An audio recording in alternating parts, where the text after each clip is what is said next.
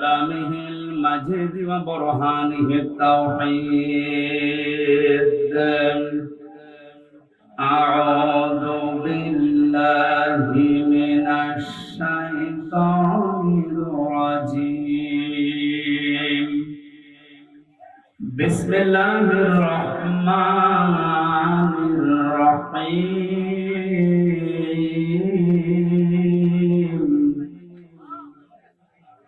يا أيها الذين آمنوا اتقوا الله وكونوا مع الصادقين.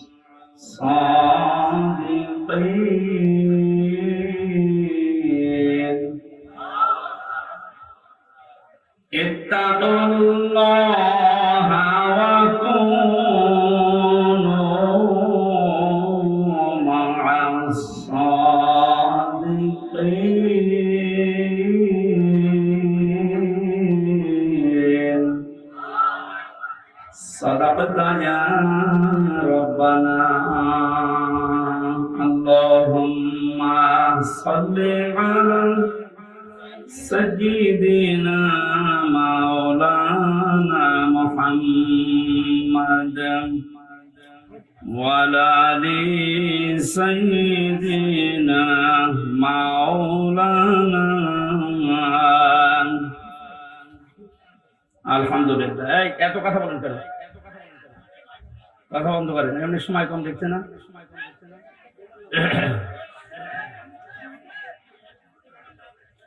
বগুড়া জেলা শেরপুর থানার অন্তর্গত Garidaha public school and college ময়দানে দারুস সুন্নাহ মাদ্রাসার উদ্যোগে তাফসীরুল কোরআন মাহফিলের স্বনামধন্য সভাপতি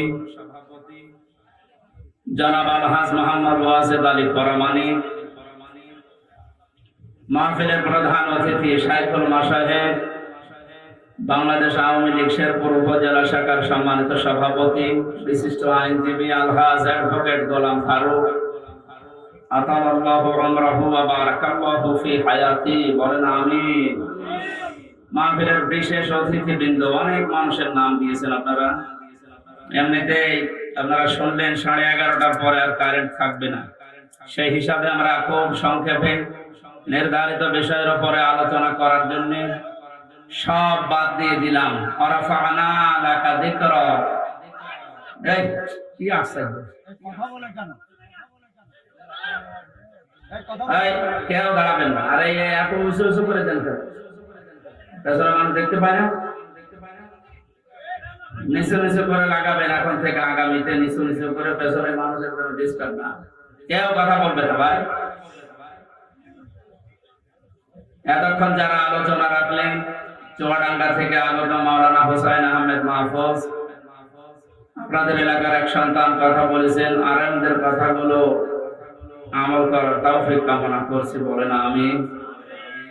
এ বগুড়া নাটোর এলাকায় আসলে কোরআনের মহব্বতে যে মানুষগুলো এগিয়ে আসে, আমার বিশ্ববিদ্যালয় কুষ্টিয়ার শ্রদ্ধাভাজন বড় ভাই, আপনাদের পাশের জেলা নাটোরের সন্তান আলহাজ মাওলানা বজলুর রশিদ মিয়া সাহেবের ছোট জামাতা মাওলানা আব্দুল বারী রশিদি ভাই, তার হায়াতের তাজ্জেবা সিহাতে কলিয়া কামনা করছি।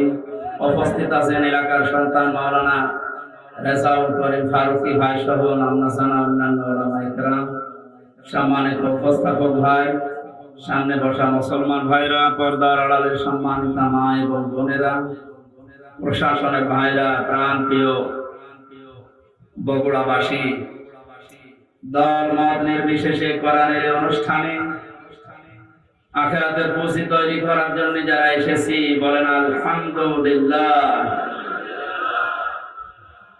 বিশ্বনবী জানিয়েছেন, কোরআনে কারিমের জন্য যে সময়টুকু মানুষ দুনিয়ায় ব্যয় করবে, মরণের পরে ওই সময়ের ওই সম্পদের হিসাব আল্লাহ নেবেন না।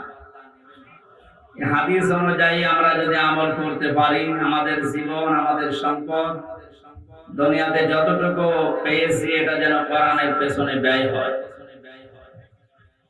বিশ্বনবী বলেন, মান ক্বারাআল কুরআনা ফাস্তাযহারাহু ফাহাল্লা হালালাহু ওয়া হাররামা হারামাহু আদখালাহুল্লাহুল জান্নাহ ওয়া শাফাআহু ফি আশারাতিন মিন আহলি বাইতিহি কুল্লুহুম ক্বাদ ওয়াজাবাত লাহুন নার।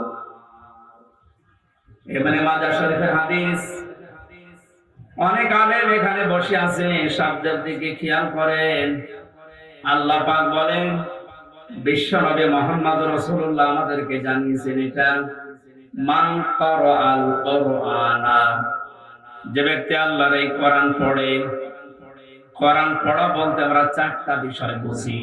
শুদ্ধ করে পড়া, এর মর্ম মানে বোঝা, এর উপর নিজের জীবনকে সেট করা, আর এইটা মানুষকে মানার মতো পরিবেশ তৈরি করে দেওয়া। কোরআন পড়া বলতে কয়টা বিষয় পেলাম? আপনি এবার মিলান তো, আপনি আসলে কোরআন পড়েন কিনা? মাহফিলের সভাপতি, প্রধান অতিথি সহ যারা এসেছি যদি জিজ্ঞাসা করেন কোরআন পড়েন, এক বাক্যে আমরা বলবো হ্যাঁ আমরা কোরআন পড়ি। ক্বারাআ শব্দটার ব্যাখ্যা, নবীজি বলেন পুরা কোরআনে তিনটা শব্দ আল্লাহ দিয়েছেন কোরআন পড়ো এই ব্যাপারে। কয়টা? এটা ক্লাস চলছে এখন, জবাব দেবেন ছাত্রের মতো। এটা স্কুল এবং কলেজ না? এখানে যারা আছেন অন্তত শিক্ষিত মানুষগুলো ছাত্রের মতো জবাব দেবেন। তালাওয়া, তিনটা শব্দ আছে কোরআন পড়ার ব্যাপারে। তিনটার ব্যাখ্যা হচ্ছে, কেউ যদি কোনো বিষয় পড়তে চায় সে যেন শুদ্ধ করে পড়ে। কি করে? অশুদ্ধ পড়লে অর্থ পাল্টিয়ে যাবে। এখানে অনেক মানুষ এমন বসে আছে, নামাজে দাঁড়ালে পড়ে ইযা জা নাসরুল্লাহি ওয়াল ফাত। হয়েছে? এখানে সোয়াদ আছে, নাসর মানে সাহায্য, আর নুন সিন রা নাসর মানে ঈগল পাখি। আপনি যদি মুখটা গোল করে শুদ্ধ করে উচ্চারণ না করেন, অর্থ আকাশ পাতাল পাল্টিয়ে যাবে। আল্লাহ পাক বলেন ইযা জাআ নাসরুল্লাহি ওয়াল ফাত, হে নবী আল্লাহর সাহায্য যখন আসবে আপনি তখন বিজয় দেখতে পাবেন। যদি মুখটা গোল না করে সিন দিয়ে উচ্চারণ করেন, অর্থ হয়ে যাচ্ছে হে নবী যখন শকুন আসবে, ঈগল পাখি আসবে, তখন আপনি বিজয় পাবেন। বুঝেছি? এজন্য শুধু কোরআন শরীফ না, দুনিয়ার যে কোনো বিষয় কেউ যদি পড়তে চায়, এর হক আদায় করে সঠিকভাবে চারটা বিষয় তাকে মানা লাগবে। এক নম্বরে ওটা পড়া লাগবে শুদ্ধ করে। কি করে? এটা তো আমি বানালাম নাকি? কোরআনে কারীম জানিয়েছে ওয়ারাত্তিলিল কুরআনা তারতিলা, হে নবী আপনি কোরআন পড়বেন শুদ্ধ করে, স্পষ্ট ভাবে, থেমে থেমে। প্রধান অতিথি সহ যারা এখানে আছেন, নবীর এই হাদিসের প্রথম অংশটা আমরা একটু মিলাই আমাদের জীবনে। নবীজি জানিয়েছেন যে ব্যক্তি কোরআন পড়ে, আপনি তো বলছেন আমি কোরআন পড়ি, তাহলে এটা শুদ্ধ করে পড়া লাগবে আপনাকে। আমি আল কোরআন রিসার্চ ফাউন্ডেশনের সদস্য ছিলাম এক সময়।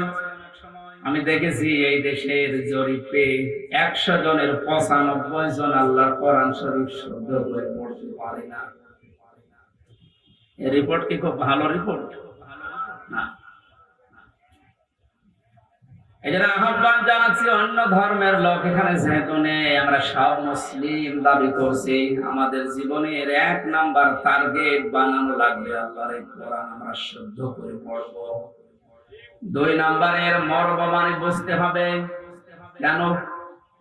কোরআনে কারীম জানিয়েছে ওয়াইদা সামিউ মা উনজিলা ইলার রাসূলি তারা আ'য়ুনাহুম তাফিদু মিনাদ দামি মিম্মা আরাফু মিনাল হক ইলা আখির আয়াত।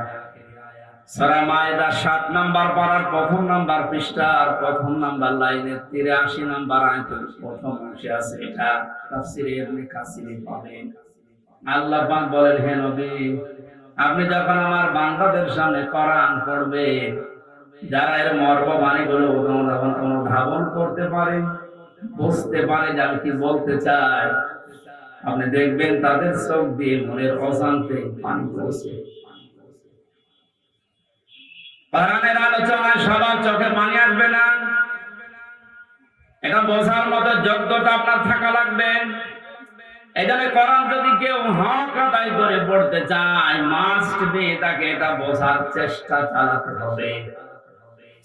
চারবার আল্লাহ এই ঘোষণা আমাদেরকে কোরআনে শোনাচ্ছেন, ওয়ালাকাদ ইয়াসসারনাল কুরআনা লিযিকরি ফাহাল মিন মুদ্দাকির।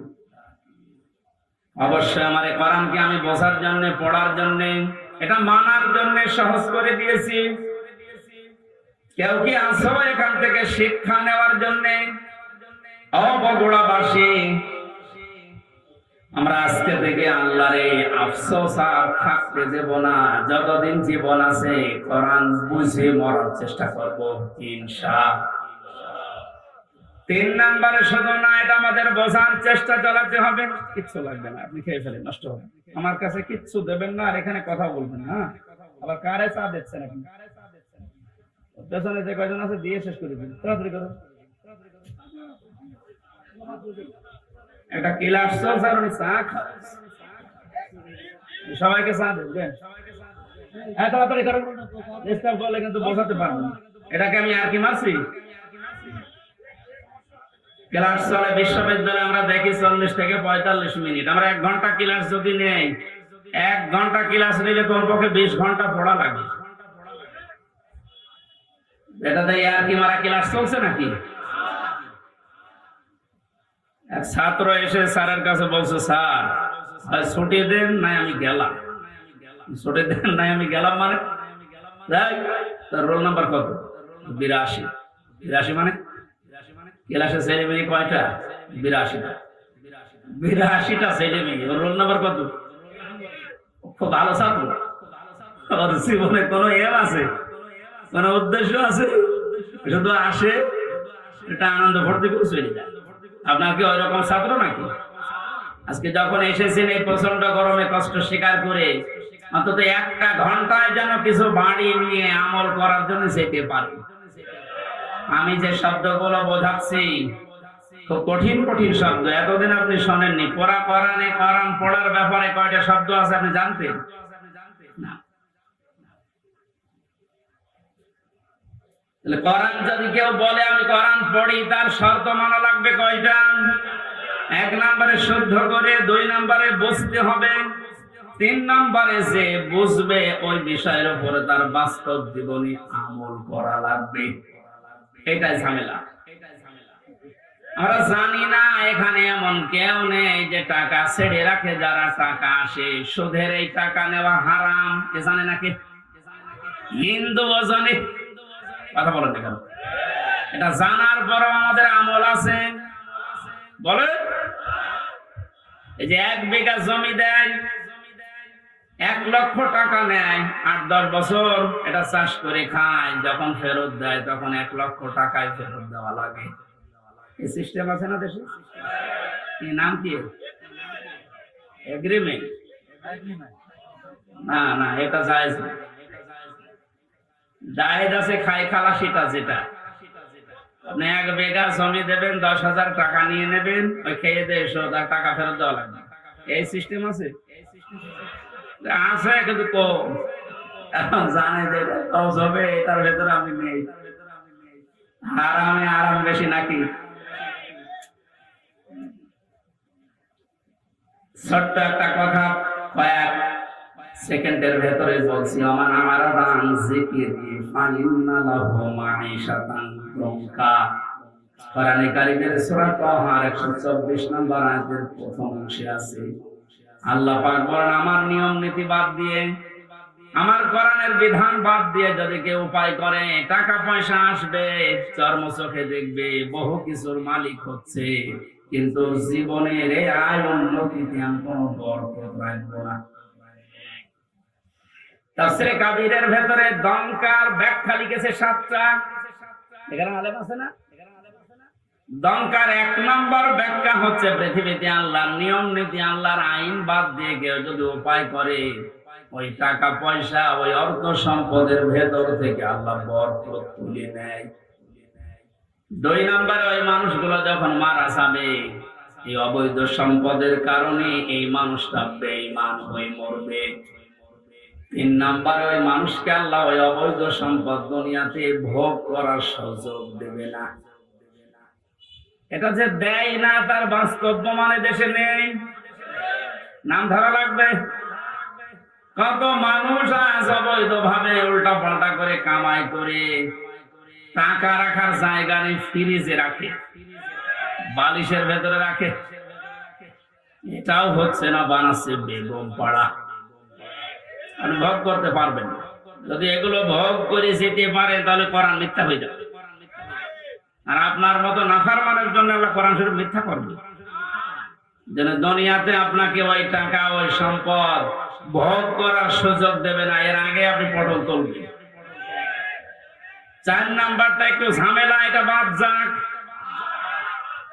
যারা আল্লাহর নিয়ম নীতি বাদ দিয়ে উপায় করেন সুদ, ঘুষ, মানুষের উপরে জুলুম করে, ফাঁকি দিয়ে, অন্যায় ভাবে যেভাবে উপায় করছেন, আপনার মরণে দৃষ্টান্ত সৃষ্টি হবে দুনিয়ায়।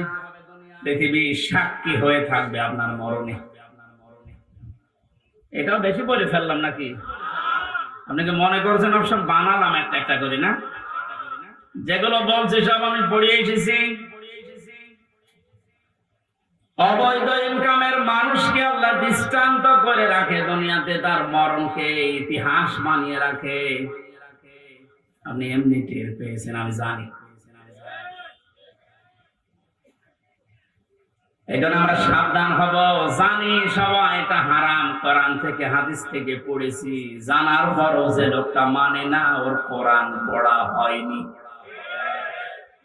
4 নাম্বারটা, এটা সবচাইতে বড় ঝামেলা এবং কঠিন। নবীজি বলেন, কেউ যদি কোরআন পড়ে এ কথা বলে, সে শুদ্ধ করে পড়বে, সে ওইটা বোঝার চেষ্টা চালাবে, নিজে মানবে, এবং এটা মানুষ যেন মানতে পারে সেই ব্যবস্থা করে দেবে। এটা ঝামেলা না? এটা যদি আজ কেউ করতে চায়, সে সবচাইতে বড় বিপদে আছে বাংলাদেশে। আমি কোরআন পড়ি, আমি শুদ্ধ করে পড়ি, আমি বুঝি, এবং আমি যতটুকু বুঝি অতটুকু মানার চেষ্টা চালাচ্ছি, অসুবিধা নেই। 4 নাম্বারটা, আমি যতটুকু মানি এটা মানুষ যেন মানতে পারে, ওই ব্যবস্থা আমি করে দিতে চাই। এটা কোরআন পড়ার 4 নাম্বার শর্ত। এক কথা বলছেন না? 4 নাম্বারটা কি সহজ না কঠিন? এটা করতে গেলে আজ পদে পদে বিপদ। তাহলে 4টা শর্ত যারা মানে না, ওদের কোরআন পড়া হচ্ছে। জন্মের পর থেকে এটা শুনেছি, কেউ যদি কোরআনের একটা হরফ পড়ে তার নেকি হয় কয়টা? হ্যাঁ, আপনার পড়া তো আবার পড়ার মতো হওয়া লাগবে।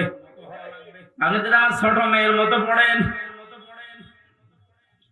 আর বয়স 4 বছর, ও তো পড়ে। 1 লাইন পড়তে গেলে 1 লাইনে যদি 10টা শব্দ থাকে, 9টা ভুল করে, ওর পড়া হচ্ছে। আপনার পড়াও তো এরকম হয়ে যাচ্ছে। নবীজির হাদিসের প্রথম শব্দ ছিল, যে ব্যক্তি কোরআন পড়ে, তার মানে 4টা শর্ত যারা দুনিয়ায় মানতে পারে, ওদের পড়া হয়, আর ওদের প্রতিটি অক্ষরে 10টা করে নেকি হয়।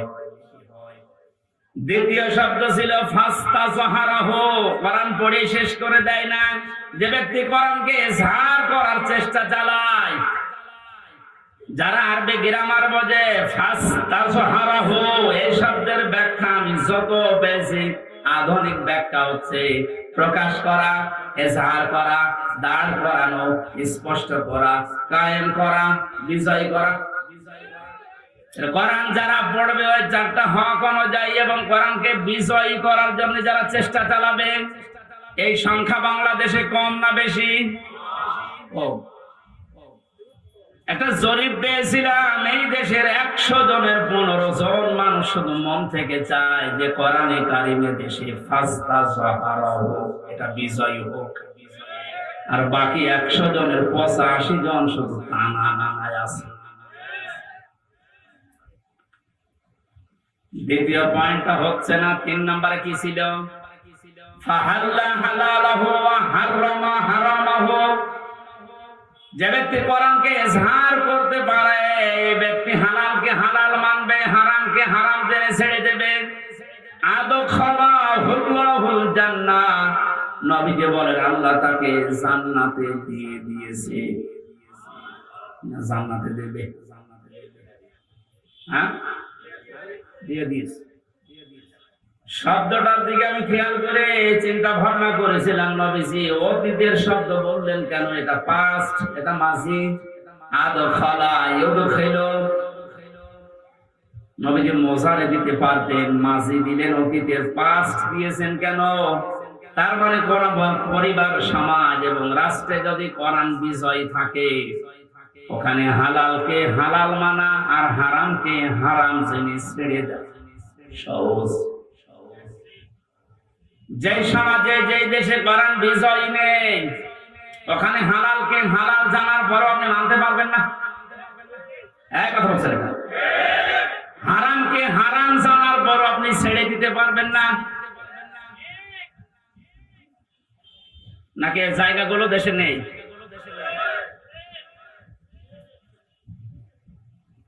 এই জন্য প্রতিটি শব্দের আগে দেখবেন ফা দেওয়া আছে। মান করাল কোরআনা ফাস্তাজহারাহু ফাহাল্লা হালালাহু, সব ফা দিয়ে আরম্ভ। আয়ের ব্যাখ্যা আছে। ফা শব্দটা আরবি গ্রামার অনুযায়ী 19টা অর্থে ব্যবহার হয়। এখানে যে ফা দিয়ে নবী যে বাক্যগুলো আরম্ভ করছেন, প্রতিটির পেছনে লুকিয়ে আছে। আগেরটা যদি মানতে পারো, পরের ফল দেখতে পাবে। আপনি কোরআন পড়ছেন কি করে? আপনি নিজে এবার টের পান 4টা শর্ত মিলছে না।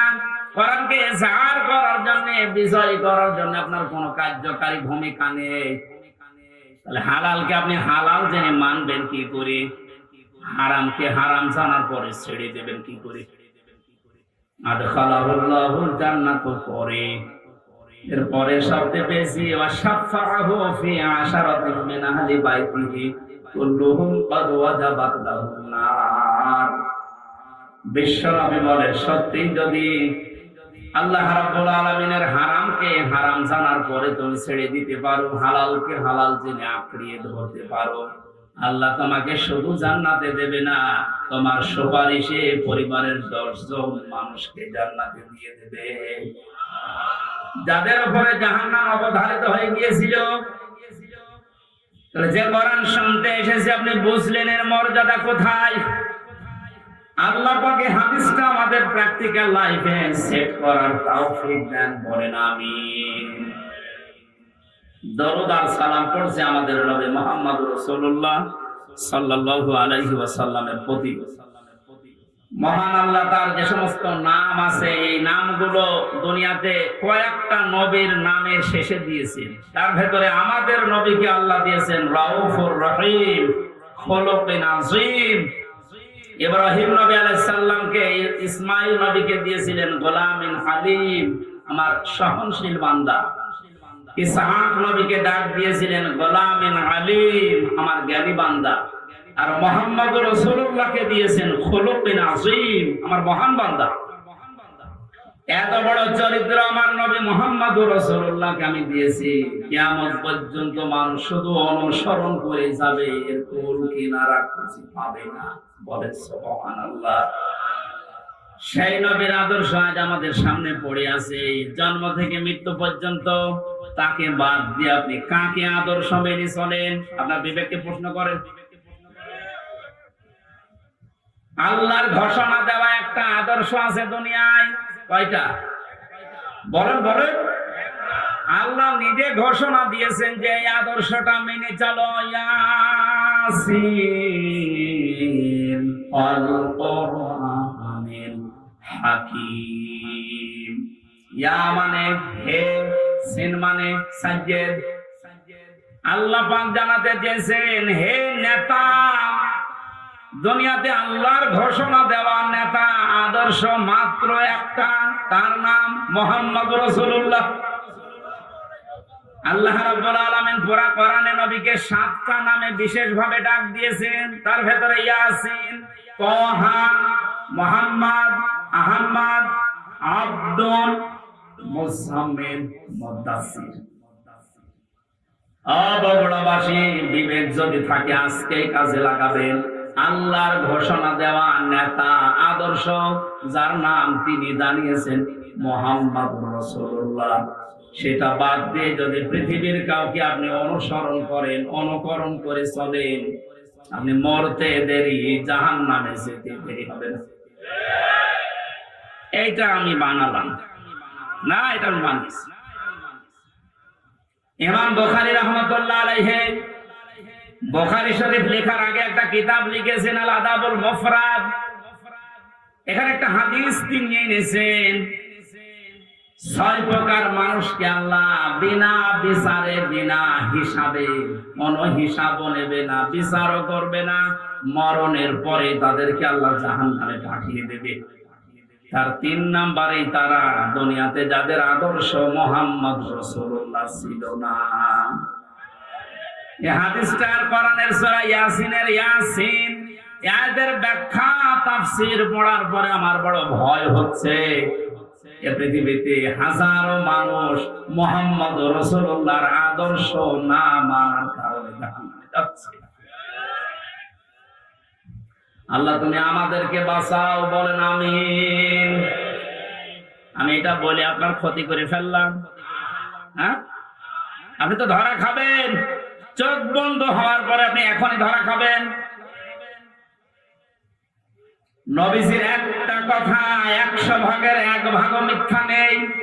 যাদের আদর্শ এখনো ঠিক হয়নি, মুহাম্মদ রাসূলুল্লাহ বাদ দিয়ে অন্য কাউকে যারা মেনে চলছেন, এখনই তওবা করে পরিবর্তন হবে। না তো আপনার কোনো হিসাব নেই, বিচার নেই, আপনি মরে গেলেই বিনা হিসাবে, বিনা বিচারে জাহান্নামী। আল্লাহ তুমি আমাকে সহ যারা আমরা এসেছি এটা বুঝে মানার তৌফিক এখনই দান করো। আরো জোরে বলেন। কোরআনে কারিমের 6666 আয়াতের মাত্র একটা আয়াত পড়েছি, সূরা তাওবা 119 নাম্বার আয়াত। আমরা তেলাওয়াত কিন্তু আয়াত তাফসীর আকারে কথা বলবো ইনশাআল্লাহ, আল্লাহ যেন তৌফিক দেন। আউযু বিল্লাহি মিনাশ শাইতানির রাজীম। বিসমিল্লাহির রহমানির রহিম।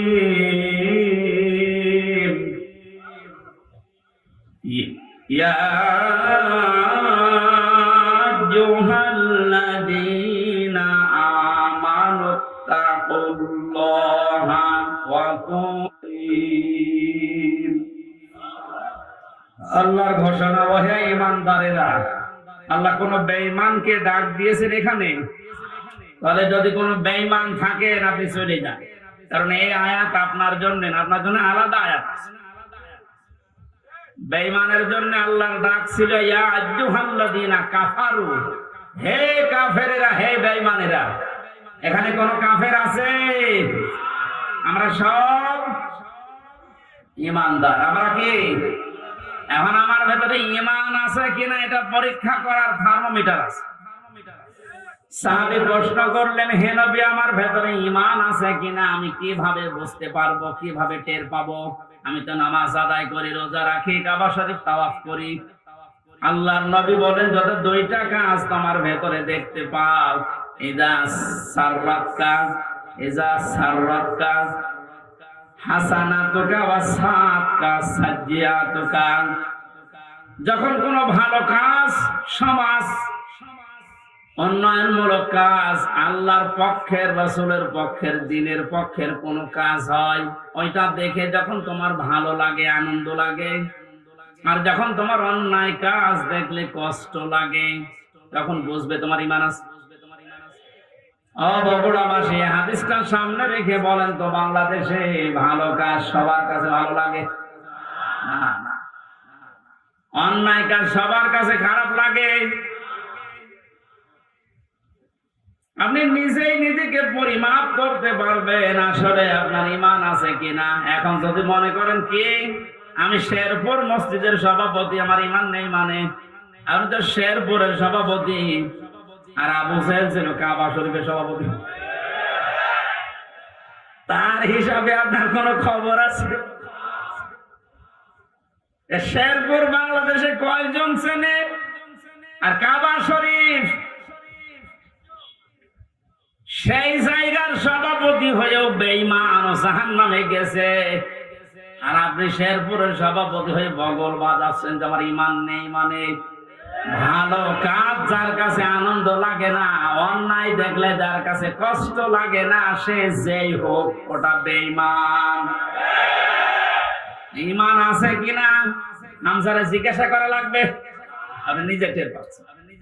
সুতরাং ঈমান যাদের আছে হাদিস অনুযায়ী আল্লাহ পাক তাদেরকে ডাক দিলেন, হে ঈমানদারেরা। আমি আয়াতের তাফসীর পড়তে গিয়ে পেয়েছি 89 জায়গায় আল্লাহ পাক এই শব্দটা কোরআনে দিয়েছেন। আর যখনই ঈমানদারকে তিনি ডাক দেন তখন তার কুদরতি হাত এভাবে উঁচা করে ডাকেন, ইয়া আইয়ুহাল্লাযীনা আমানু। জোরে বলেন আল্লাহু আকবার। 89 জায়গায় আল্লাহ ডাক দিয়েছেন, তার ভেতরে এইটা একটা, ইত্তাকুল্লাহ, আমি আল্লাহকে ভয় করো, ওয়াকুনু মা'আস সাদিকিন, আর সত্যবাদী যারা তাদের সঙ্গে থাকো। এই আয়াতের নির্দেশ দুইটা, কয়টা? আল্লাহকে ভয় করো, সত্যবাদী যারা আছে তাদের সাথে থাকো। বোঝা হয়ে গেছে না? আল্লাহুম্মা আমিন। না মানে আপনি বলছেন বোঝা হয়ে গেছে। এবার আসেন তো এই দুইটা শব্দের ব্যাখ্যায় যায়। কোন আয়াত থেকে যদি কেউ তাফসীর শুনতে চায়, করতে চায়, তাফসীরে মাজহারি আল্লামা সানাউল্লাহ পানিপতি রাহমাতুল্লাহ আলাইহি লিখেছেন, কেউ যদি কোরআনে কারীমের কোন আয়াত থেকে কথা শুনতে চায়, কমপক্ষে 5টা বিষয় থেকে তাকে আগে কথা শোনা লাগবে। 1 নম্বরে শুদ্ধ তেলাওয়াত, যেটা করলাম। 2 নম্বরে যে ভাষায় কথা বলে ওই ভাষায়, মাতৃভাষায় অর্থ, এই যে শুনলাম।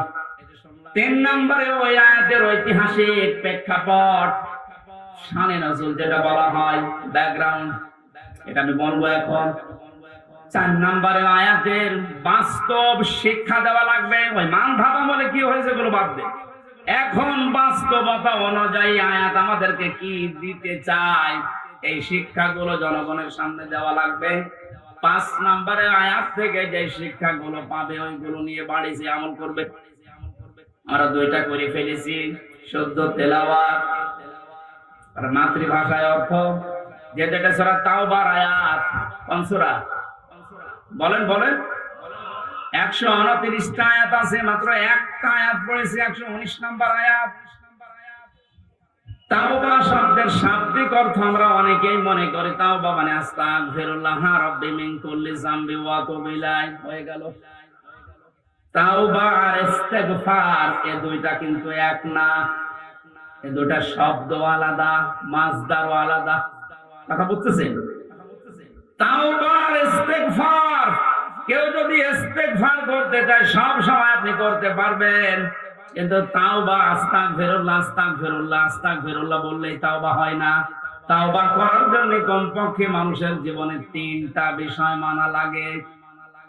ইস্তিগফার আর তাওবার ভেতরে পার্থক্য এই, কোন মানুষ যদি তাওবা করে ওর পেছনের অপরাধগুলো শুধু আল্লাহ মাফ করে দেয় না, ওই পুরা জায়গাটা আল্লাহ নেকি দিয়ে ভরাট করে দেয়। এখানে যারা এসেছি আজকে আমরা শুধু ইস্তিগফার না, তাওবা করার মতো তাওবা করে বাড়ি যাব। পেছনের অপরাধগুলো শুধু যেন মাফ হয়ে না যায়, ওই জায়গাটা যেন আল্লাহ নেকি দিয়ে ভরাট করে দেয়। বলেন আমিন। 1 নম্বরে যদি তাওবা কেউ করতে চায় তাকে বলা লাগবে, আল্লাহ আমি অপরাধী, আমি। এই স্বীকৃতিটা এই পৃথিবীতে মানুষ দিতে চায় না। দেখবেন এই দেশে হাতে নাতে ধরা পড়ার পর অস্বীকার করে না, না তদন্ত করা লাগবে। তদন্ত 7 দিন সময় দিয়েছে যাদেরকে, ওদেরকে মাল মশলা মেরে ওর মুখ বন্ধ করে দেয়। আপনি যদি সত্যি তাওবা করতে চান, সে যে কোনো বিষয়ে আপনাকে প্রথমে স্বীকৃতি দেওয়া লাগবে অপরাধের জন্য, ওই গুনার জন্য স্বীকার করা লাগবে যে হ্যাঁ আমি এই কাজ করেছি, আমি অপরাধী। এখন প্রশ্ন হচ্ছে আপনি স্বীকার করবেন কার কাছে? না না, আপনি শুনছেন না। অপরাধ করেছেন যার কাছে, স্বীকার করবেন তার কাছে।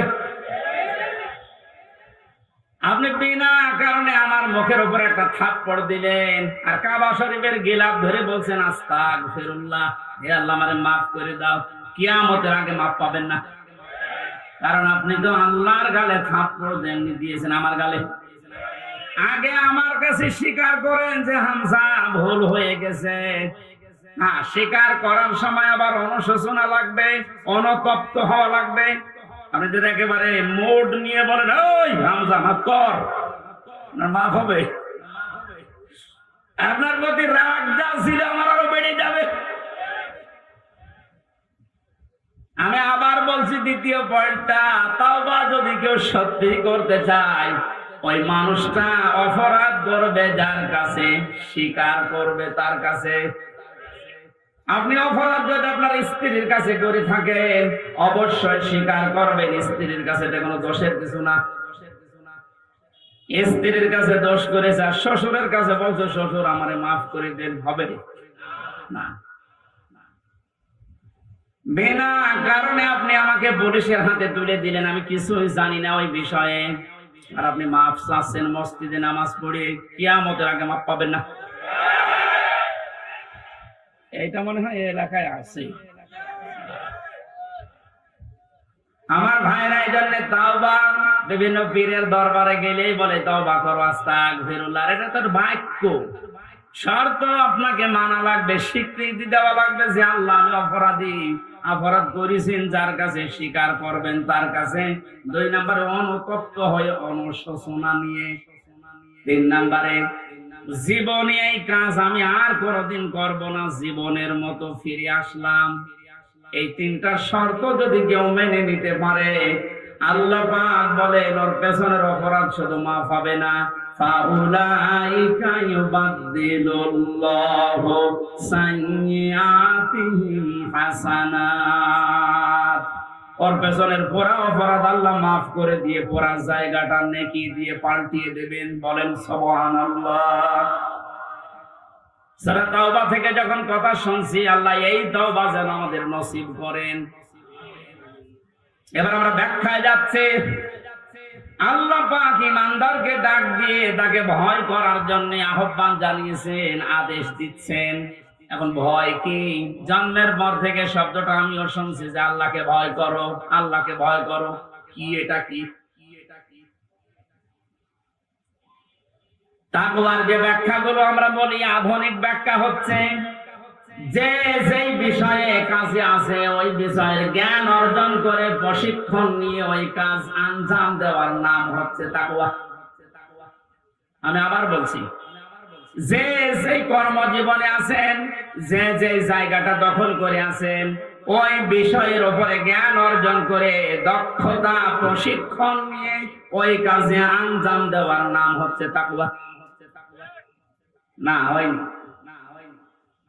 আমি আবার বলছি, তাকওয়া মানেই শুধু আমার মতো জুব্বা গায়ে দিয়ে, বড় পাগড়ি গলায় নিয়ে, হাতে তসবিহ নিয়ে শুধু সুবহানাল্লাহ সুবহানাল্লাহ বলা না। তাকওয়া মানে যে যেখানে আছেন ওই জায়গায় ওই জায়গার জ্ঞান অর্জন করে, দক্ষতা প্রশিক্ষণ নিয়ে দক্ষতা অর্জন করে ওই কাজ আঞ্জাম দেওয়ার নাম তাকওয়া। এটা যদি আজ বাংলাদেশে থাকতো, আমরা অনেক উপরে চলে যেতাম। অধিকাংশ মানুষকে এমন দায়িত্ব পালন করতে দেখা যায়, ও বিষয়ে কোনোদিনের পড়াশোনা নেই, দক্ষতা নেই, প্রশিক্ষণ নেই, আন্দাজে ওই কাজে হাত দিয়ে তার 12টা বাজায় আরো বেশি। নিচে নামা লাগবে। ঠিক আছে। তাকওয়ার দ্বিতীয় ব্যাখ্যা হচ্ছে আল্লাহর নিষিদ্ধ কাজগুলো জানার পরে শুধু ছেড়ে দেওয়া না, ঘৃণা করে ছেড়ে দেওয়ার নাম তাকওয়া। কথা বুঝতেছে? আল্লাহ আমাদেরকে তাকওয়া অর্জন করার মাধ্যমে 9টা উপকার করতে চেয়েছেন।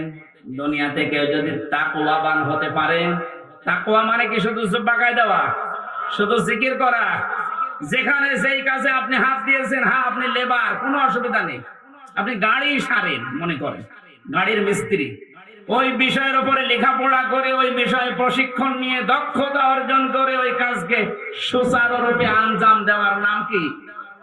আরো জোরে বলেন। আর চাইনার দিকে তাকান, দিন দিন উন্নতি এমনি করছে, এইটা থাকার কারণে। ওরা যে বিষয়ের উপরে দক্ষতা অর্জন করে লেখাপড়া, আমি জেলে যখন ছিলাম 3টা বছর, কয়েকজন চাইনিজ আমার সাথে ছিল, ওরা কি টাকা পয়সার ঝামেলার কারণে ধরা পড়েছিল, দিয়েছে আমার পাশের রুমে। ভাষা তো বুঝতাম না, কিন্তু কর্মদক্ষতা, ওদের যে কাজ কারবার ভেতরে এত বুদ্ধি, জীবনে কোনোদিন কল্পনাও আসে নাই যে এই পানির বোতল দিয়ে এই কাজ করা যায়। ও ছাতা ওইটা করে দেখাচ্ছে। তো এই বিষয়ের উপর ওদের লেখাপড়া আছে, কর্মদক্ষতা আছে এবং প্রশিক্ষণ নিয়েছে, এই জন্য দিন দিন ওরা উপরে উঠতেছে। আজ আমরা ওদের মতো যদি তাকওয়াটা বুঝতাম আর বাস্তবে কাজে লাগাতাম, আমার মনে হয় যে ষড়যন্ত্র কয়েকদিন আগে প্রধানমন্ত্রী শেখ হাসিনা যে আশঙ্কা করেছে বাংলাদেশ নিয়ে, পার্বত্য চট্টগ্রামের কয়েকটা জেলা, মায়ানমারের কিছু অংশ আর ইন্ডিয়ার কিছু অংশ নিয়ে সাদা চামড়ার যারা আছে তারা কিন্তু গোপন আন্দোলন চালাচ্ছে। এটা একটা স্বাধীন খ্রিস্টান রাষ্ট্র ঘোষণা দেবে। প্রধানমন্ত্রী 14 দলের সাথে গোপন বৈঠক করে যে কয়েকটা কথা শেষের দিকে জানিয়েছে, তার ভেতরে এটা একটা। ওনারে আশঙ্কা যদি সত্যি হয়, আপনি চর্মচোখে দেখবেন এদের ভাগ হয়ে সুদানের মতো, দক্ষিণ সুদান, পূর্ব তৈমুরের মতো খ্রিস্টান একটা স্বাধীন রাষ্ট্র এই এলাকায় চলছে। এটা খুব ভালো সংবাদ নাই? আমাদের কর্মদক্ষতা, তাকওয়ার এই ব্যাখ্যা যেটা আধুনিক ভাবে করা দরকার, এটা আমাদের করা দরকার। আল্লাহ আমাদেরকে ওই পর্যায়ে যাওয়ার তৌফিক দেন, বলেন আমিন। যে যে বিষয়ে আপনার ছেলেটা, আপনার মেয়েটা যে বিষয়ে অভিজ্ঞতা ছোটকাল থেকে দেখবেন, যেদিকে মন আছে, ওই বিষয়ে আপনি তাকে তুলে দিন।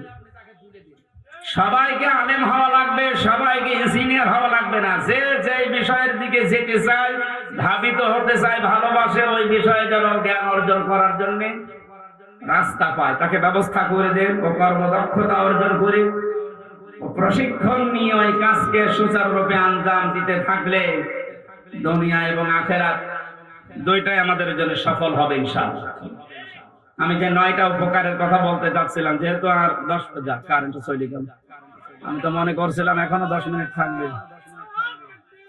জেনারেটর আছে? এই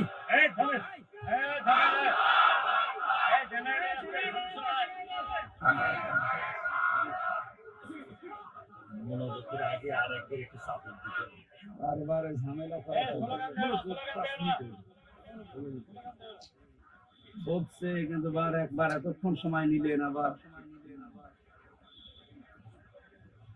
সুবহানাল্লাহ, আলহামদুলিল্লাহ, লা ইলাহা ইল্লাল্লাহ।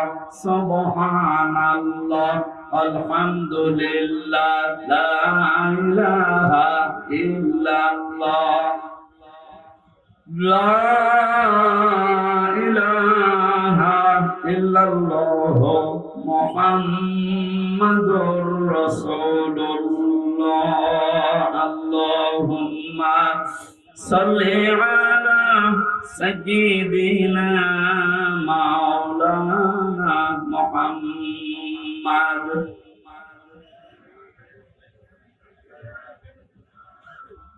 হাবিবানা মুহাম্মাদ।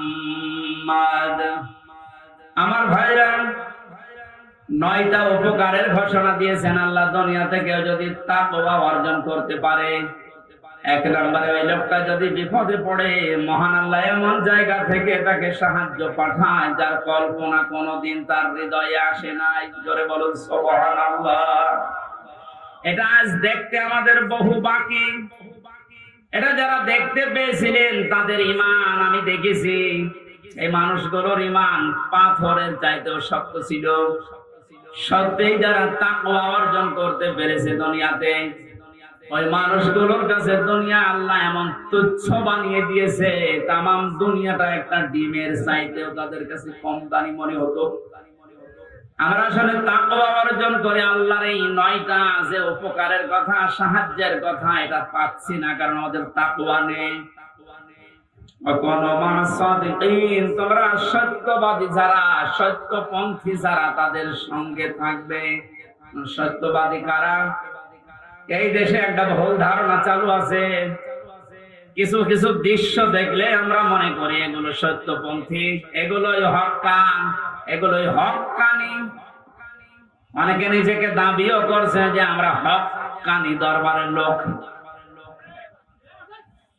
কোরআনে কারিমে সূরা তাওবার 119 নম্বর আয়াতের শেষের অংশের ব্যাখ্যা আল্লাহ দুনিয়ায় কারো কাছে ছেড়ে দেয়নি যে 2 বেলা জিকির করলে সেই লোকটা সত্যবাদী, 5 ওয়াক্ত নামাজ পড়লে সেই লোকটা সত্যবাদী, বছরে একবার হজ করে আসলে সেই লোকটা সত্যবাদী না। আল্লাহ পাক বলেন সত্যবাদী হওয়ার জন্য 10টা গুণ দুনিয়াতে তোর ভেতরে থাকা লাগবে। কয়টা? আরো জোরে বলেন। বগুড়াবাসী, আপনি এখন থেকে আমি সহ প্রত্যেকেই মিলাবো আল্লাহর বর্ণনা অনুযায়ী 10টা গুণ আমার ভেতরে আছে কিনা। আল্লাহ ব্যাখ্যা দিচ্ছেন সূরা বাকারার 177 নম্বর আয়াতে, লাইসাল বিররা আন তুওয়াল্লু ওয়াজুহাকুম কিবালাল মাশরিকি ওয়াল মাগরিবি ওয়ালাকিন্নাল বিররা মান আমানা বিল্লাহ। আল্লাহ পাক বলেন শুধু পূর্ব দিকে, পশ্চিম দিকে মুখ ঘুরিয়ে সেজদা দিলেই নাকি না, আসল নেকির কাজ হচ্ছে আল্লাহর প্রতি ঈমান আনা। কার প্রতি? প্রশ্ন আসতে পারে, হুজুর আমার ঈমান আছে, আমি আল্লাহকে বিশ্বাস করি না। কেউ যদি আল্লাহকে বিশ্বাস করে এই কথা বলতে চায়, কমপক্ষে 4টা বিষয় দুনিয়াতে তার ভেতরে পাওয়া যাবে। আপনি এবার মিলান তো আপনার ভেতরে আছে কিনা। ওই যে কায়দায় পড়িয়েছিল হুজুররা ছোটবেলায়, মাওলানা কায়দায় পড়িয়েছে আমাদেরকে, আমানতু বিল্লাহি কামা হুয়া বিআসমাইহি ওয়া সিফাতিহি আকাবিলতু জামিআ আহকামিহি ওয়া আরকানি। পড়াননি?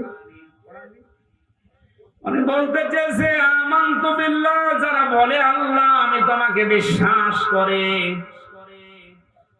প্রথমে আপনাকে স্বীকার করাচ্ছেন কামা হুয়া, আমি এমন আল্লাহকে বিশ্বাস করি যার অস্তিত্ব আছে। কি আছে? পৃথিবীর অন্যান্য ধর্মের লোকদের সাথে আমাদের মিল নেই, এই কারণে আমরা এমন আল্লাহকে বিশ্বাস করি যার অস্তিত্ব আছে, যার নাম আছে বিআসমাইহি, শুধু নাম না, তার নামের গুণাগুণ আছে, কার্যকারিতা আছে। আল্লাহর নাম আমরা অনেকেই জানি 99টা, আল্লাহর নাম 5000-এর উপরে। প্রতিটি নাম আল্লাহ নিয়েছেন, ওই নামগুলোকে গুণাগুণ দিয়ে কার্যকারিতা হিসাবে আমাদের দেখিয়েছেন। আল্লাহ রব নাম নিয়েছেন, এই কারণে নেই থেকে পূর্ণতায় আমাদেরকে পৌঁছিয়ে দিয়েছেন এই রব নামের কারণে। কথা বলেন না কেন? মায়ের বীর গভীরে যখন বাবার এই বীর্যটা দ্রুত গতিতে যে আশ্রয় নেয়, আল্লাহ রাব্বুল আলামিন বলেন যে নেই থেকে আস্তে আস্তে হামজা পর্যন্ত বানালাম। এই যে নেই থেকে পূর্ণতায় যিনি প্রতিটি জিনিসকে পৌঁছিয়ে দেন, আরবিতে তার নাম বলা হয় রব। এই নামটা আল্লাহ নিয়েছেন, এই কারণে হামজা এখানে বসে আছে। আমার বাবার স্ফলিঙ্গ দিয়ে দ্রুত গতিতে আমার মায়ের রেহেমের ভেতরে যে পানিটা গিয়েছিল, বিজ্ঞান এখন দেখাচ্ছে ওই 1 ফোঁটা নাপাক পানির ভেতরে 40,000 হামজা তৈরি হওয়ার ক্ষমতা ছিল। হয়তো 40,000 ওই পর্যন্ত তৈরি হয়ে দুনিয়া আসতে পারতো, কিন্তু কেউ পর্যন্ত যেতে পারেনি। জরায়ের দেওয়ালের সাথে ধাক্কা লেগে অনেকে পড়ে গেছে, অনেকে মারা গেছে। আমি হামজা একা ওই জায়গায় গিয়ে 40 দিনে শুধু পাল্টিয়েছি। আমি নতফা, মুদগা, আলাকা এগুলো হতে হতে 6 মাসের পরে চামড়া দিয়ে বডি দিয়ে স্ট্রাকচার তৈরি করে আমার ভেতরে আল্লাহর রূহ দিয়ে একটা আকৃতি দিয়েছেন। ওয়াল্লাযী ইউসাউবিরুকুম ফিল আরহামি কাইফা ইয়াশা। আল্লাহ পাক বলেন তিনি সে আল্লাহ যিনি মায়ের রেহেমের ভেতরে তোমার এই আকৃতিটা বানিয়েছেন। তোমার মা আর বাবার পক্ষ থেকে আটটা জিনিস ওই নাপাক পানি দিয়ে আল্লাহ বানিয়েছিলেন। চুল, রগ, হাড় আর পর্দা, রক্ত, গোশত, চর্বি আর চামড়া। আল্লাহ পাক বলেন আমার নাম যে রব, এই কারণে আমি আল্লাহ নিজে 5টা জিনিস তোকে দিয়েছি হামজা। ওয়াজআলা লাকুমুস সামাআ ওয়াল আবসারা ওয়াল আফিদা ইলা আখির আয়াত। এটা সূরা নাহলের 78 নম্বর আয়াতের মাঝের অংশে আছে। আল্লাহ পাক বলেন শ্রবণ শক্তি, দর্শন শক্তি, বাক শক্তি, আকেল শক্তি আর ঘ্রাণ শক্তি, এই 5টা জিনিস আমি আল্লাহ আমার রব নামের কারণে তোকে দিয়েছি। 8, 5, 13টা জিনিস যখন এক হয়, ছেলে হবে না মেয়ে হবে, আকারটা আমি আল্লাহর সিদ্ধান্ত অনুযায়ী তৈরি হয়। তাহলে ছেলে হয় মেয়ে হয়, যারা মন খারাপ করি এটা মন খারাপের বিষয় না, এই সিদ্ধান্ত কার? আমার বর। বলেন ছেলে হলে মেয়ে হলে যারা মন খারাপ করে স্ত্রীর উপরে, প্রকারান্তে তারা যেন আল্লাহর সিদ্ধান্তের উপরে নারাজ। আমি সহ যারা জাহেলিয়াতে আছি আল্লাহ তাদেরকে যেন মুক্তি করেন, বলেন আমিন। ছেলে হোক মেয়ে হোক, কারো দোষ আছে? স্বামীর দোষ আছে? আল্লাহ রাব্বুল আলামিন বলেন 8, 5, 13টা জিনিস যখন এক হয়ে যায়, 6 মাস পার হয়ে যাওয়ার পরে একে আমি দুনিয়াতে আস্তে করে বের করার সিদ্ধান্ত নেই। আল্লাহু আখরাজাকুম মিন বুতুনি উম্মাহাতিকুম লা তা'লামুনা শাইআ। মায়ের পেট থেকে আস্তে করে দুনিয়ার ময়দানে আমি আল্লাহ তোকে নিয়ে আসলাম। এমন অবস্থায় নিয়ে এসেছিলাম যখন কিছু খেতে পারতিস না। এই জন্য আমি আল্লাহ তোর মায়ের স্তনে 6 মাস আগেই তোর জন্য খাবার আমার রব নামের কারণে গরম করে রেডি করে রেখেছি। মায়ের স্তনের ভেতরে যদি একটা বোটা দিতাম, চষা মারলে অনেকগুলো দুধ এসে তোর কচি কণ্ঠ আটকে যেত, মরে যেতে, শ্বাস নিতে পারতে না। আমি যে রব নামটা নিয়েছি এই কারণে মায়ের ওই স্তনে সূক্ষ্ম সূক্ষ্ম 32টা ছিদ্র দিয়েছি। একবার চষা দিলে যেন একবার এই দুধগুলো এসে তোর মুখের ভেতরে প্রবেশ না করে, ওই জায়গায় জমা হয়ে সূক্ষ্ম সূক্ষ্ম 32টা ছিদ্র দিয়ে আস্তে আস্তে করে এসে তোর জীবন আমি বাঁচিয়েছি। আমি রব নামটা খেলা করার জন্য নেয়নি। মুখটা নাপাক করে না, মায়ের পেটের ভেতরে নাভির ভেতর দিয়ে খাবার পাস করে দিয়ে তোর মুখটা পবিত্র রেখেছিলাম। অথচ দুনিয়ায় আসার পরে আমি তোর দিকে তাকিয়ে দেখি এই মুখের ভেতরে কত হারাম অপবিত্র নাপাক জিনিস দিয়ে ভর্তি করিস। কথা বলা ঠিক কিনা? আপনি কি মনে করেন শুধুমাত্র কুকুরের পায়খানা, মানুষের পায়খানা, শুকুরের গোশত খাওয়ায় হারাম? ভাইয়ের জমি যারা, বোনের জমি যারা জাল দলিল করে ফাঁকি দিয়ে লিখে নেয়, ওইটাও কুকুরের মাংসের মতোই হারাম।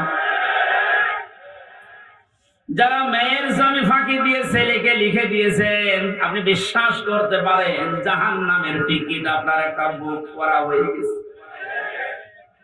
শরীক ফাঁকি দেওয়া মানুষ বগুড়ায় নেই, এই কথা বলুন। যারা শরীক ফাঁকি দিয়েছেন আপনার ইবাদত কবুল বন্ধ হয়ে গেছে, আগে ওইগুলো ফেরত দেবেন। আজকেই বাড়ি দিয়ে বোনের সম্পদ আগে ফেরত দেবেন, তারপর আপনি নামাজ পড়া আরম্ভ করবেন। এখন যদি বলেন সাদা তো ফেরতও দিতে পারি না, নামাজও কবুল হয় না, নামাজই পড়বো না। আপনি নামাজ না পড়লে আল্লাহর ক্ষমতা হারিয়ে যাবে। বলেন নিজের কপালে নিজে আপনি আঘাত করছেন, নিজের পায়ে নিজে কোড়াল মারছেন, এই সময়টা আর দুনিয়ায় ফেরত পাবেন না। আমার এখন 32 বছর বয়স। আমি কি জীবনে ইচ্ছা করলে আর 12 বছরে ফিরে যেতে পারবো? আজকের মাহফিলে প্রধান অতিথি, ওনার বয়স মনে করেন এখন 60 বছর। কিয়ামত পর্যন্ত যদি চেষ্টা করে 12 বছরে ফিরে যেতে পারবে। যে সময়টা পার করে ফেলেছি আর কোনোদিন ফেরত পাবেন না। সুতরাং এইটাই আমাদের হায়াতের আসল জীবন। এইটার জন্য আল্লাহ একটা কসম দিয়েছেন, ওয়ালা আসরি ইন্নাল ইনসানা লাফি খুস।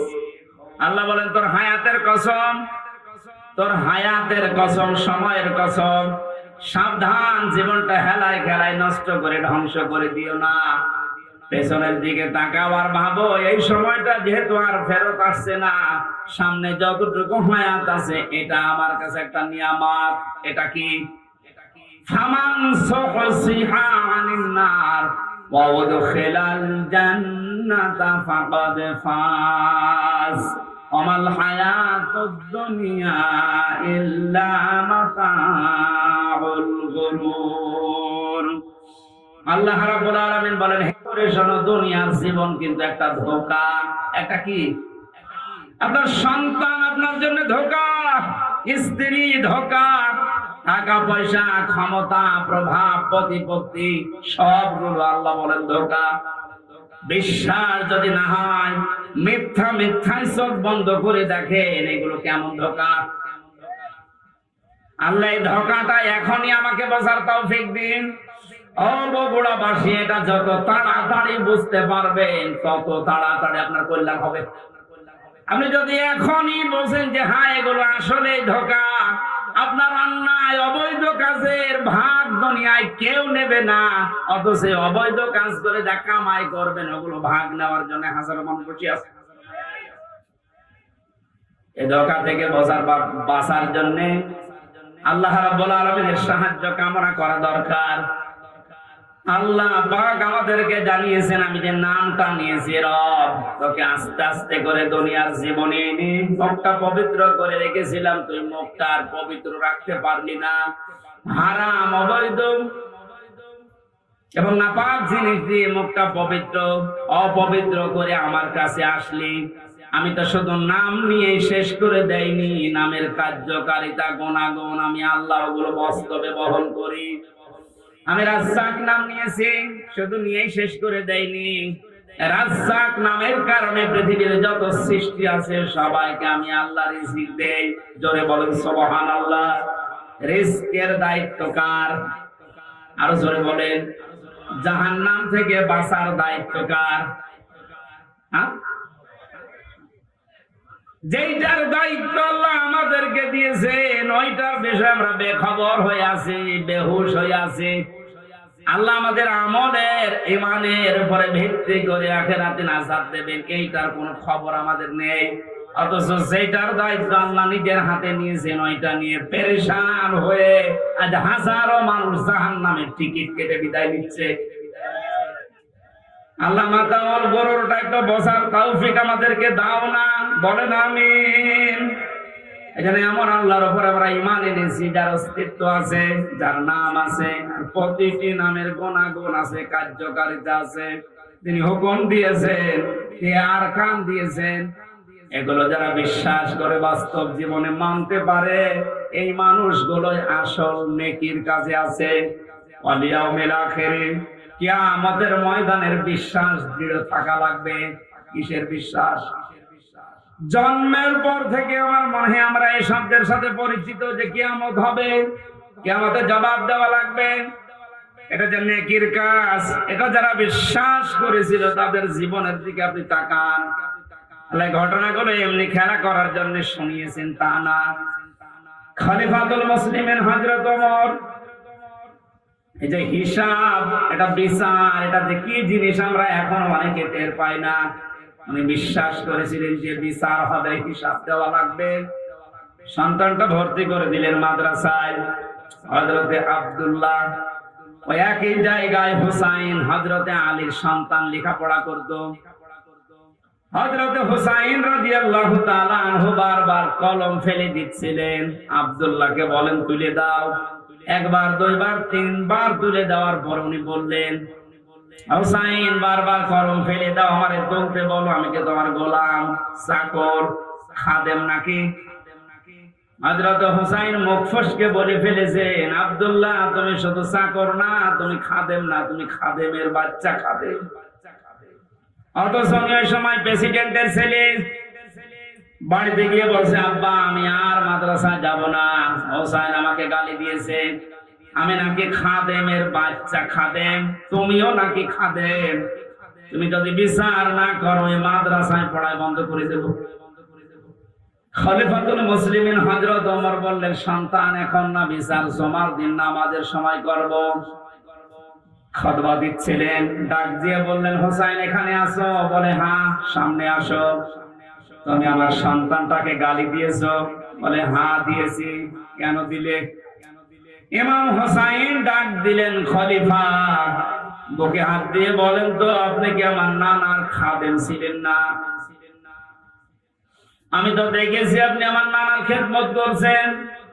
খাদেমের ছেলেকে খাদেমের বাচ্চা বলেছি, অসুবিধা কি? হযরত ওমর কেঁদে ফেললেন। ডাক দিয়ে বলে, হুসাইন আমি তো এভাবে কোনোদিন ভাবি নাই। মেয়ে শব্দটা লিখে দিতে পারবে? কাগজ কলম নিয়ে আসেন। খেজুরের পাতা নিয়ে এসেছে, লিখে দিলেন, হুসাইন আমি নিজে আলীর সন্তান হয়ে বলছি, ওমর আমার নানার খাদেম ছিল, আমি দেখেছি। সই করে দিলাম। হযরতে ওমর রাদিয়াল্লাহু তাআলা আনহু কাগজটা হাতে নিয়ে জমা খেলেন। সাহাবীদেরকে বললেন, নবীর সাহাবীরা বিচার হয়ে গেছে। হযরত আব্দুল্লাহ তো ছোট মানুষ, বলে আব্বা তুমি তো বিচার শুরুই করলে না, কি করে হয়ে গেল? হযরত ওমর বলে, সন্তান যে বিচার করেছে দুনিয়া না, মরণের পরও কাছে রাখবে। আমি যখন মারা যাবে কাগজটা আমার কাফনের ভেতরে দিয়ে দিও। কিয়ামতের ওই কঠিন ময়দানে মহান আল্লাহ যখন আমার জীবনের হিসাব আরম্ভ করবে, কিছুই যদি কবুল না হয়, এই কাগজটা আল্লাহকে দেখাতে পারবো। রব্বুল আলামিন তোমার নবীর নাতি লিখে দিয়েছে আমি নাকি নবীর খাদেম ছিলাম, এ বলে আমার আজকে মাফ করে দাও। তাছাড়া জবাব দেওয়ার মতো কোন কাজ, কোন আমল আমার হাতে নেই। অথচ তাদের জীবনের যে নেকির কাজের বর্ণনা হাদিসে পাওয়া যায়। নবীজি বলেন, আকাশের তারকাকেও যদি গণনা করে একদিন শেষ করে ফেলতে পারবে, কিন্তু ওমর মুসলমান হওয়ার পরে যে নেকির কাজ করেছিল কোনদিন কেউ গণনা করে শেষ করতে পারবে না। এই মানুষটা যদি কিয়ামতে জবাব দেওয়া লাগবে, এই টেন্ডেন্সিতে এত ভয়ে থাকে, এত টেনশনে থাকে, আমাদের অবস্থান কোথায়? নেকির কাজ শুধু পশ্চিম দিকে মুখ করে নামাজ পড়লে হয় না, আল্লাহর প্রতি ঈমান আনা, কিয়ামতে জবাব দেওয়া লাগবে আল্লাহর সামনে দাঁড়িয়ে, এই বিশ্বাস দৃঢ় করা, এটা নেকির কাজের মূল। এটা যতদিন পর্যন্ত আমাদের দেশের 1628 জন মানুষের ভেতরে বদ্ধমূল না হবে, এই দেশটা ততদিন দুর্নীতি মুক্ত হবে না। আল মালায়েকাতে ফেরেশতাদের বিশ্বাস করা, আল কিতাবে কিতাবে বিশ্বাস করা, অন নবীয়িন নবীদেরকে বিশ্বাস করা, ওয়া আতাল মালা আলা হুব্বিহি যাবিল কুরবা, আল্লাহর মহব্বতে নিজের সম্পদ চাহিদা থাকার পরও যারা নিকট আত্মীয় স্বজনের জন্য ব্যয় করে। ও বাংলার জনগণ, এই গুণটা আজ বাংলাদেশে কার ভেতরে আছে আপনি তাকান। নিজের প্রয়োজন থাকার পরেও নিজের সম্পদ যারা নিজের নিকট আত্মীয়, এতিম মিসকিন অসহায় বন্যাগ্রস্ত মানুষদের পাশে যারা দাঁড়ায়, এই মানুষগুলো আল্লাহর ভাষায় সত্যবাদী, এরাই মুত্তাকি। মুত্তাকি সত্যবাদী খোঁজার জন্য আমেরিকায় যাওয়া, সৌদি আরবে যাওয়া দরকার নেই। এই 10টা গুণ যে বলছি একটা একটা করে আপনি মিলান। দুনিয়ায় যারা নামাজ কায়েম করার জন্য চেষ্টা চালায়, সম্পদ থাকলে যারা যাকাত দিয়ে দেয়, যারা ধৈর্য ধারণ করে বিপদে আপদে মুসিবতে, দুনিয়ায় কোন বিষয় যদি একবার ওয়াদা দিয়ে ফেলে, জীবন চলে গেলেও তারা ওয়াদা রক্ষা করে। উলাইকাল্লাযীনা সাদাকু ওয়া উলাইকা হুমুল মুত্তাকুন।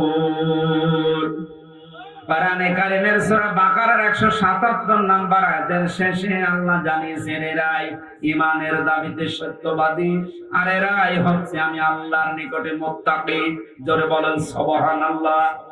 আল্লাহ কোরআনের এই আয়াতগুলো আমাদের জীবনে সেট করার তৌফিক দিন, বলেন আমিন। এই মাহফিলটা মাদ্রাসার উদ্যোগে, ওনাদের টাকা পয়সা কালেকশন হয়নি, যারা টাকা পয়সা এনেছিলেন দিতে পারেননি এটা দয়া করে দিয়ে যান, ওনারা ঋণী হয়ে গেলে মাহফিল আর হবে না। এখানে ভলান্টিয়ারদের উনি ডাকতেছেন, যদি ভলান্টিয়ার থাকে, আর আসলে গলায় তো পারছে না, ওই ভাইকে দায়িত্ব দিলাম, একটু বলেন তো ভাই। সম্মানিত হাজির, আপনারা জানেন প্রায় বহুল একটা মাহফিল হচ্ছে আমাদের আলী হামজা ভাই অত্যন্ত গুরুত্বপূর্ণ আলোচনা। আপনাকে বসে এর মনোযোগ হবে ভাই, আমাদের ভলান্টিয়ার ভাইরা কাপড় যাচ্ছে।